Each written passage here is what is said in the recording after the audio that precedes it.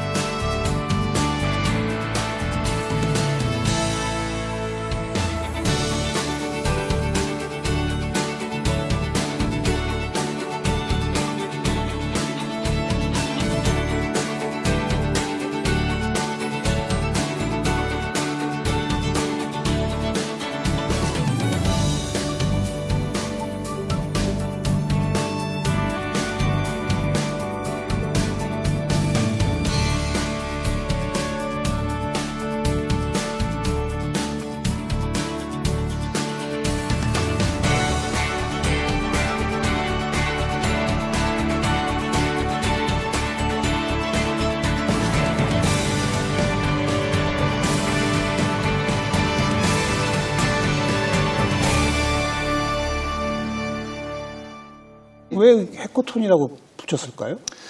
저희는 이제 그래서 규제 제도 혁신 해커톤 이렇게 부르고 있는데요. 해커라고 하는 게 맞습니다. 이 해커가 이제 말씀대로 이제 저희가 부정적인 용어가 뭐 도둑질하고 막 이러는 거 아니에요? 예. 그런데 이제 뭐 실제로 이제 해커라는 용어를 많이 쓰는 그 서구권에서는 예. 이제 어떻게 보면 지금 말씀하신 용어는 크래커.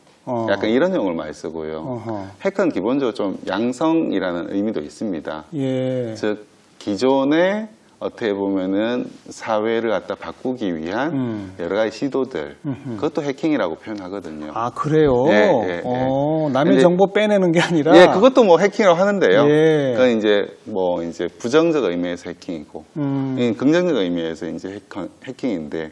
사회를 변화시키는 새로운 도전과 시도를 하는 걸 다 해킹 부른다. 그렇습니다. 그리고 그런 해커들이 마라톤을 한다는 겁니까? 예, 맞습니다. 해커 플러스 마라톤이 해커톤이에요? 예. 그러니까 예. 이제 그렇게 해커 기질이 있는 소프트웨어 엔지니어들이 1박 2일 동안 연달아서 하는 거니까. 네. 그러니까 약간 마라톤처럼 개발한다. 어. 그래서 해커톤이란 말을 쓰고요. 그럼 우리나라의 규제나 이런 거 제도 혁신을 그런 식으로 연관된 사람들이 다 모여서 1박 2일 토론합니까? 예, 그러니까 이제 뭐 예를 들면은 저희가 했던 것 중에 예를 들면 최근에 했던 2차 해커톤, 2차 규제제도 혁신 해커톤에서는 데이터 관련된 걸 다뤘거든요. 데이터. 예, 그러니까 데이터를 보호도 해야 되고 활용도 해야 되니까. 그렇죠. 특히 4차 산업혁명 시대의 데이터가 뭐 석유다. 네. 뭐 이런 표현을 쓰는 분들도 계시니까요. 예. 그런 걸 하려면 이제 결국에는 어떻게 보면은 전체 사회 법령이 바뀌어야 될 수도 있고 네. 시행령이 바뀌어야 될 수도 있고 그렇죠. 이 바꿔야 되는 건 굉장히 크지 않습니까? 하지만은 사회적 합의 문을 만드는 것. 네. 그러니까 핵심 아이디어를 도출하는 거는 그렇게 이렇게 큰 일은 아닐 수 있거든요. 그렇죠. 그러니까 방향을 정하는 거죠. 예, 맞습니다. 그래서 이해관계자들이 모여서 1박 2일 동안 우리 한번 거기에 대한 사회 합의문을 한번 초안을 써보자. 네. 예, 그러면 이제 그걸 중심으로 어. 국회에도 이제 4차 산업혁명 특위가 있는데 거기 이제 법을 만들고. 그렇죠.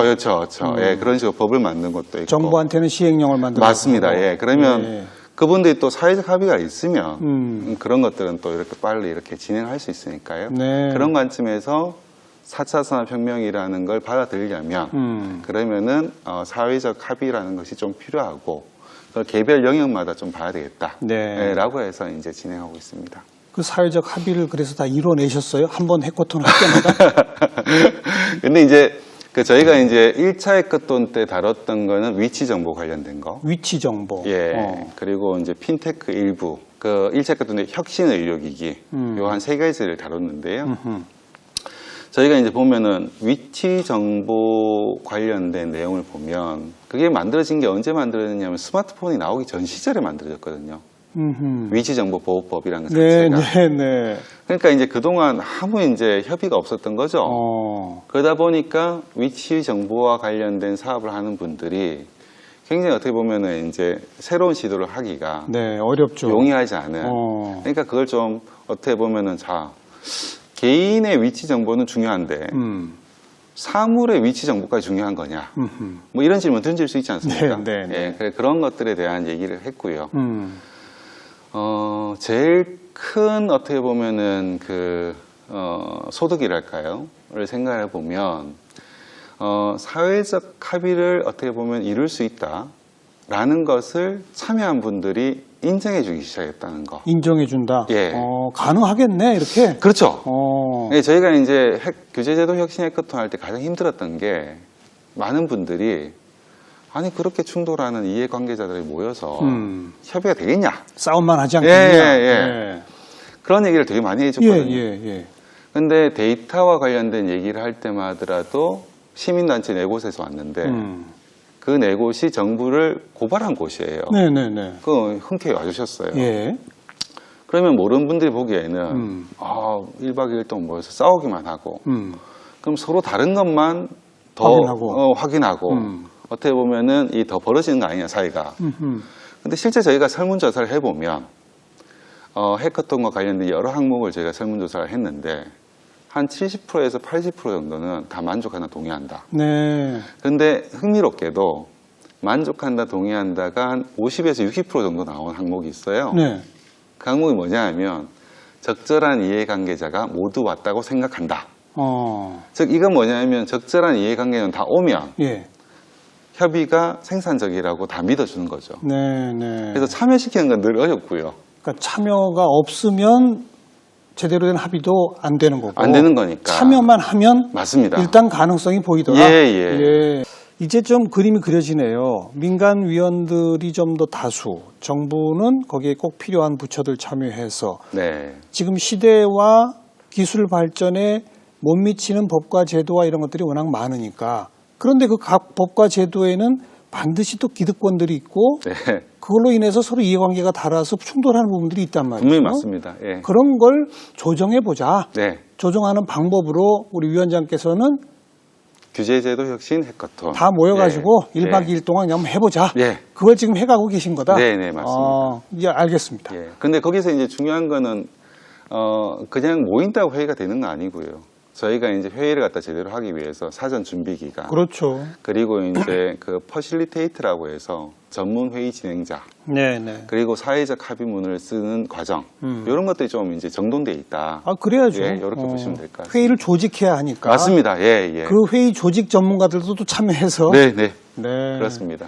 근데 뭐 일단 기본 기능은 정부에 있는 4차 산업혁명의 과제들을 심의 조정한다는 기본 기능 그대로 가져가는 거니까요. 그렇죠. 예, 그렇게 보시면 될 것 같습니다. 그다음 위원장님 맡고 나서 그것만 갖고 안 되겠다 해서 2개를 추가했다고 하신 게 아까 스마트 시티하고 헬스케어예요. 예. 그건 뭐예요? 근본적으로는 도심의 기능, 도시의 기능, 예를 들면 뭐 교통이라든가 안전이라든가 환경이라든가 이거를 어떻게 보면은 4차 산업혁명에 있었던 기술들이나 이런 것들로 좀 진일보시켜보자. 네. 라는 게 기본 개념이고요. 실제로 이걸 시도하고 있는 도시가 있나요? 예, 저희가 이제 두 곳, 세종 쪽이랑 세종시. 예, 그리고 부산 쪽에 부산. 특정 영역을 잡아서 예, 지금 이제 시작을 하려고 합니다. 예. 근데 4차 산업혁명이라는 게 좀 달라진 게 어떻게 보면 디지털 센서들이 굉장히 싸졌습니다. 대표적으로 스마트폰만 하더라도 디지털 센서의 일종이죠. 네네. 예, 그래서 디지털 센서가 많아지고 저희가 쓰는 뭐 예를 들면 LTE 같은 망뿐만 아니라 사물 인터넷망이라고 해서 네. 어떻게 보면 좀 약간 특성이 다른 망이 있는데요. 그런 걸로 연결이 되고 그러면 데이터가 많이 나오죠. 그걸 인공지능이라는 새로운 기술로 부가가치를 창출하는 거거든요. 그럼 스마트 시티도 그런 디지털 센서, 초연결, 그리고 인공지능 같은 걸로 새로운 가치를 창출하는 것을 네. 좀 더 포함한다. 이렇게 보시면 될 것 같습니다. 조금 쉽게 설명해 주시면, 그러니까 네. 그 세종시다 예를 들어서 그럼 그 세종시에 있는 모든 이 교통 신호 체계 네. 그런 거는 자동차량이 어떻게 달라지냐에 따라서 저절로 자기가 똑똑하게 계산해서 막 바뀐다 이런 겁니까? 그게 가능한 거죠, 이제. 이제 이해가 되기 시작합니다. 뿐만 아니라 뭐 한국의 어떤 업체 같은 경우에 시도하고 실제로 이제 그 성과도 내고 있는데 자, 뭐 쓰레기 수거다.